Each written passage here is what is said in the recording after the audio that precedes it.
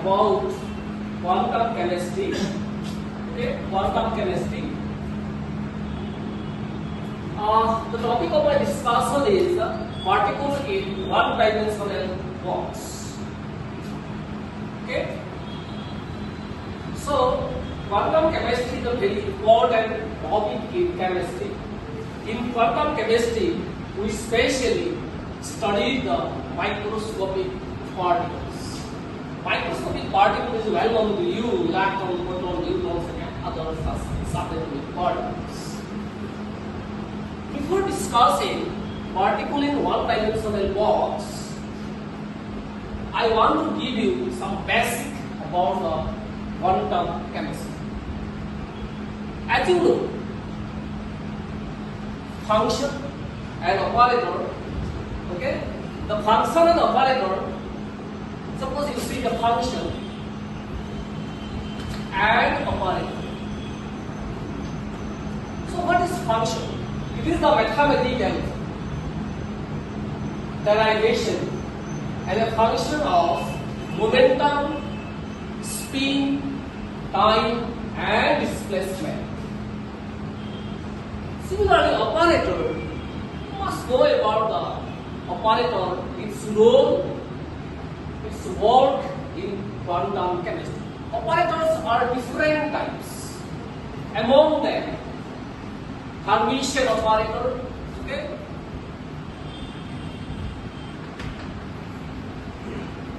Hermitian operator and commutation operator, Hamiltonian operator are the most important. Similarly, you must know about the eigenfunction and eigenvalue. Okay? So eigenfunction, how can you define? Operator operating on an function and provides constant time the function, then it is said to be the eigenequation, and the function is said to be the eigenfunction, and the resulting numerical value which is obtained is said to be the eigenvalue. Similarly, if you want to know the quantum chemistry well, another topic which you must know, this is said to be the expectation value or average value. We know that in quantum chemistry, we cannot find or determine exact value, so expectation or average value is very important. Similarly, to know the quantum chemistry, we must know normalization. As you know, you have a normalization condition in the minus infinity to mass infinity, the psi star, d tau equal to 1. This condition is satisfied, then the function is said to be the normalization condition. Similarly, you must know the orthogonality, orthonormality, and the most important point you must know in quantum chemistry is the postulation of quantum mechanics. Now, I want to move my main topic. This is particle in one-dimensional box. Okay.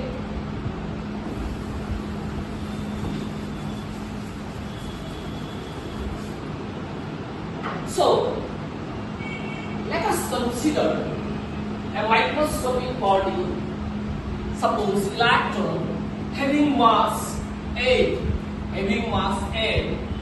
which is bound back and forth in a one-dimensional box. Suppose this is your y-axis,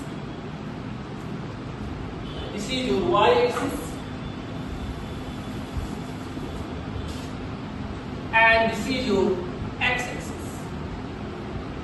Isn't it? Is well known to us? Because in this point is said to be the x equal to 0, and I want to draw an imaginary line parallel to the y-axis, and you have this line, this also y parallel to the y-axis imaginary line, and this point I consider, or you can consider, this is L. So length of the box is said to be the 0 to L. Very point. I just want to erase the line. Okay, now this is said to be the one-dimensional box. Okay, this is Y. Inside the box, the potential energy is 0. I just put potential energy V equal to 0. One of the box or outside the box, potential energy is infinity. Potential energy is here also. Potential energy is infinity. Okay, simple that. So we have two conditions. See, the condition is inside the box, potential energy is 0, and outside the box or one of the box, the potential energy becomes infinite. So the electron or the microscopic particle which is present inside the box can move any of the direction. Free to move. Okay. Now we have two conditions arise here. The first condition you see where V equal to infinity. When the potential energy becomes infinity. Where infinity becomes at the wall of the box or outside the box. Okay, this is the outside the box. Okay, outside the box. Outside the box means what? V equal to infinity. That means it must satisfy. You see, x must be less than 0 or x equal to 0. Here, the potential energy is infinity, and outside also potential energy is infinity. So the condition is that x must be less than or equal to 0. First condition, infinity condition. X must be less than or equal to 0. Less than, because this side, because this is the x-axis, this is the axis x minus, so thus this must be minus side, so must be less than 0. Good point. Next you see, next condition, this is the wall of the box, so this side is said to be the infinity, and outside the box is the L. Now you see next condition is x must be greater than equal to L. Isn't it? That condition is said to be the potential energy is infinite. Now the condition in this is x must be lies between 0 and L. Is it? See, the first condition. Alright. The first condition you can write this way. Can I write? Who is it? Who is it? This is x must be equal to or less than x. Then this must be less than or equal to L. Alright. Next condition, you see condition number 2. Okay. When V equal to 0, that point, that point, x equal to not equal to 0. X must be greater than 0. So first condition is x must be greater than 0, and other condition x must be less than L. Because if that equal to L, then it can infinity. So must be less than L. So our condition become L. Okay? Got the point? So there are two conditions arises. One condition is the V equal to infinity, and other condition V equal to 0. Now you see, to solve the particle in one-dimensional box problem or particle in one-dimensional box problem can be solved with the help of Schrodinger equation. With the help of Schrodinger equation. As you know, the Schrodinger equation is d square psi dx square plus twice m a square e minus v psi equal to 0. Here you see a square equal to a by twice psi. Okay, this is the one-dimensional Schrodinger equation. One-dimensional Schrodinger equation. With the help of this equation, we can solve the one-dimensional, particularly one-dimensional box problem. Now, how can we solve? You see, the main point is the potential energy. In this case, we also have two conditions of the potential energy. Okay? Suppose I put the equation number 1 here. Okay? When potential energy equal to infinity. condition 1. Okay. What happens? See, if you put the value here, then what happens?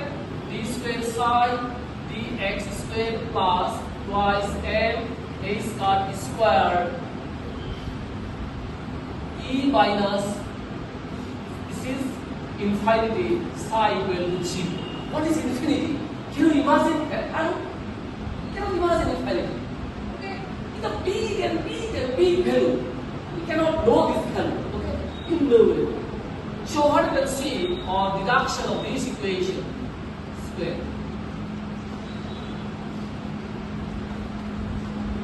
Minus infinity is the negligible with respect to infinity. Okay, so psi equal to 0, then d square psi dx square equal to twice m a square infinity psi equal to 0, which is equal to infinity. Infinity into anything become infinity. So upon calculation we obtain psi equal to 0. Upon calculation we obtain psi equal to 0. As you know, when the potential energy is infinite, we cannot measure or cannot determine the transformational motion of the electron. Okay, this electron, transformational motion, infinite motion, we cannot measure the transformational motion. So the acceptable wave function become psi equal to 0. This is the acceptable wave function for one-dimensional box problem. Okay. Similarly, when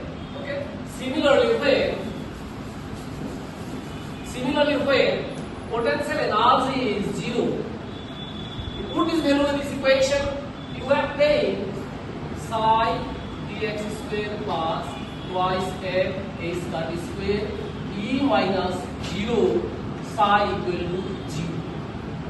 Now you see the negligible. Isn't it? 0 into 0.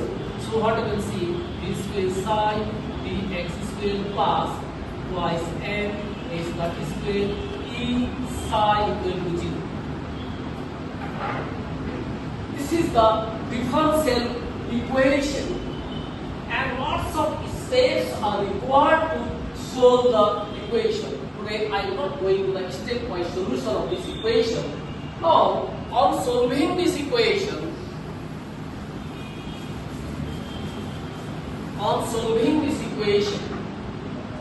we obtain wave function psi equal to a sine n by x by l, where the a is said to be the constant. Okay, and we can normalize this equation. As the range is the 0 to L, and a square, you can see this is the psi and psi square d tau equal to 1. Then you obtain 0 to L, this is a square sine square n by x L equal to 1.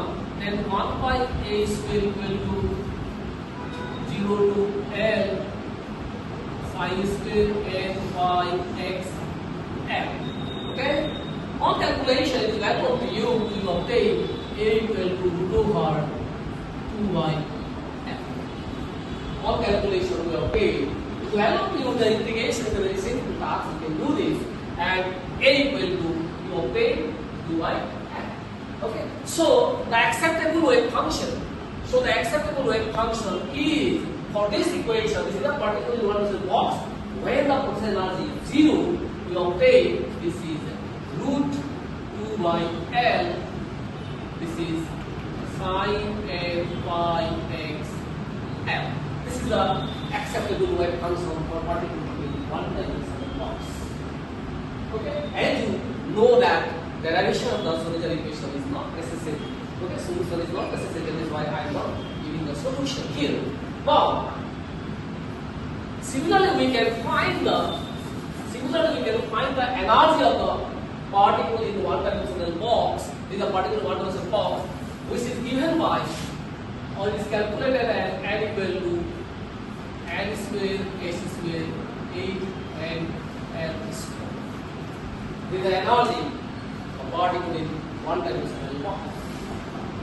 To see this relation, as the energy level increases, okay, this is called energy level. Energy of the particle also increases. Suppose you see when n equal to 1, okay, n equal to 1, the energy become s square. This is 8ml square.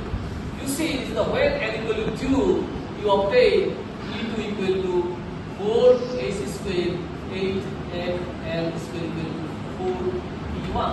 So, as the value of n increases, energy also increases. Okay, compared to first one, the fourfold increases. If you see n equal to 3, okay, what you can see is the 9s square, 8ml square equal to 9-fold increases compared to first one. Okay, now you can plot psi versus x. Psi versus x. Then you obtain the plot like this. The range of this box is the x equal to 0 to x equal to L. Okay? N equal to 1 level, this is psi 1. This n equal to 1 level, you obtain such types of curve.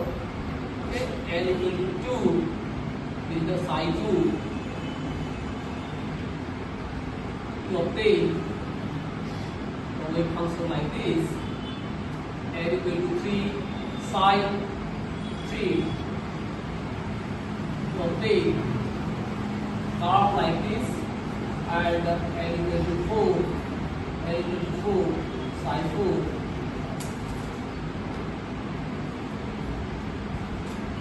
You obtain curve like this. This is okay. Here, this is in the analogy E1 equal to, this is s square 8 and l square, E2 equal to 4s square 8 and l square. This is the 4E1. This is E4, E3 equal to 9s square 8 and l square. This is the 9E1. The E4 equal to 16s square 8 and l square equal to 16E1. Okay?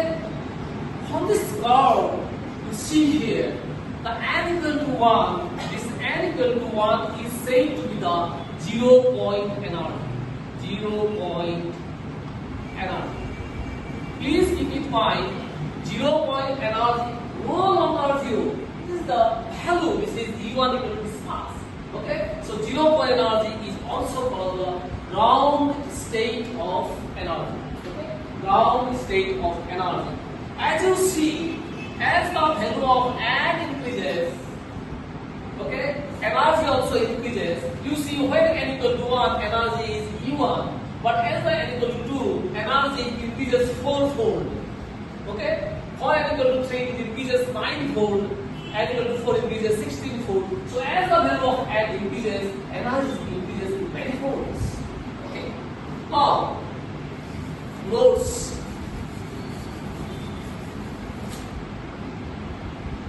Now nodes. How can you calculate nodes? What does means nodes? Nodes is the point where the probability to get the electron is 0. Okay? The probability of finding the electron is 0. So, you see, for n equal to 1, there is no nodes. Okay? The starting point and this border point is not considered as the nodes. But you see, when n equal to 2, you have only one node. Okay? You have only one node. Alright? In case of n equal to 3, you have two nodes.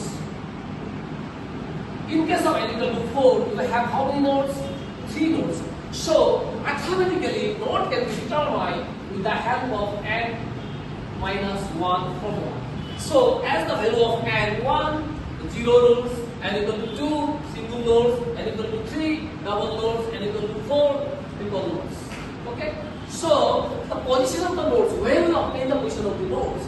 The position of the nodes can be obtained by the formula. This is L by N twice L by N, 3L by N, 4L by N. These points are set in the nodes. Okay, if you put for n equal to 1, 1, 1, 1, 1, the position of the nodes are there. For level 2, nodes are, this is 2, this is L by 2, L by 1, this is okay. So L by 2, these are the nodes obtained. The position of the nodes can be obtained with the help of such types of formula. Now, position of maximum. Position of maximum.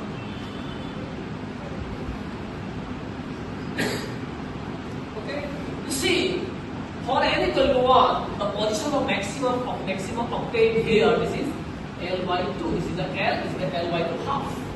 Okay, you see, this is the L by 2. Okay, and the position of maximum obtained here. Sorry, this is the nodes. Okay, that is the half. And this is again this point maxima you obtain here, maximum here like that. Okay, so position of the maxima can be determined with the help of the formula L by twice N.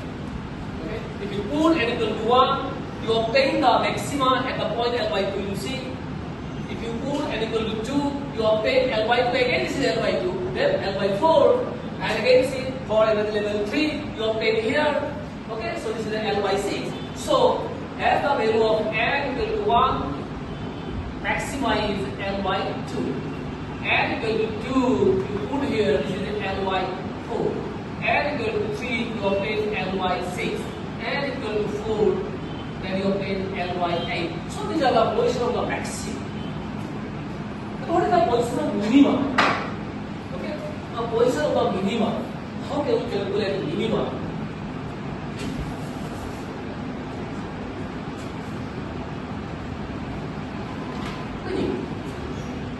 See, when n equal to 1, there is no minimum. Okay, there is no minimum. But see, minimum obtained here. First minimum obtained for n equal to 2. First minimum obtained at n equal to 2. Similarly, next minimum obtained here n equal to 3, obtained there. So minimum can be calculated with the help of twice L by twice N formula. Just you put n equal to 1, n equal to, there is no minimum. For n equal to 2, you obtain minimum. This one. Okay, so you put the value, you get the position of the minimum, different position. Now the last point I want to discuss, this is the length of the box. You want to consider the box, how to calculate the length of the box. The length of the box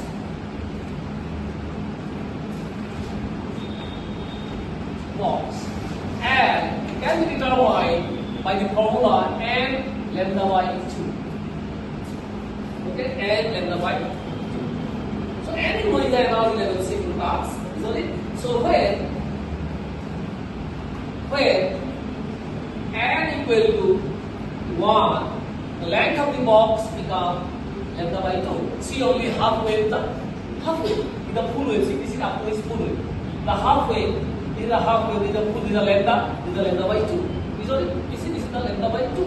Because half. Full means what? In case of full wave, then twist and torque must be there. Okay?